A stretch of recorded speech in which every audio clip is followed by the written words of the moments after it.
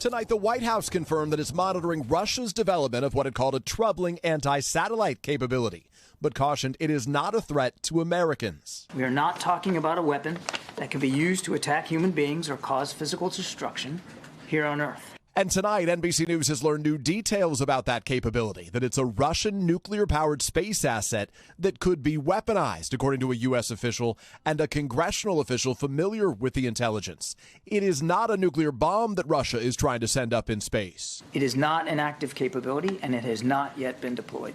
Experts have said a nuclear-fueled satellite might be able to carry a high-powered jammer that could block out a wide array of communications and other signals.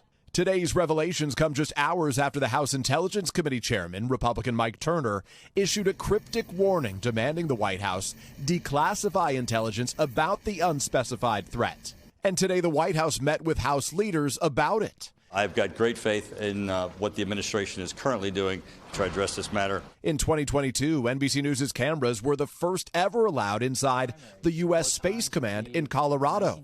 General Stephen Whiting speaking to NBC's Tom Costello. We don't want there to be a war in space, but if others choose to start a war there, we'll be ready. All of it as Russian President Vladimir Putin is raising eyebrows, weighing in on the 2024 election, saying he would prefer President Biden over Republican frontrunner Donald Trump. Saying Biden is more experienced, more predictable. He is an old-school politician.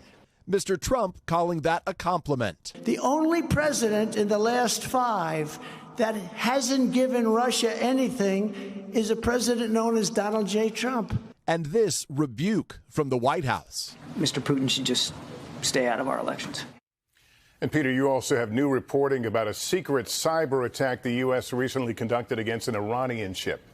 Lester, that ship had been collecting intelligence on cargo vessels in and around the Red Sea and then sharing it with Iranian-backed Houthi rebels who would then attack those ships. That's according to 3 U.S. officials.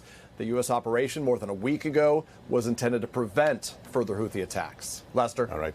Thanks for watching. Stay updated about breaking news and top stories on the NBC News app or follow us on social media.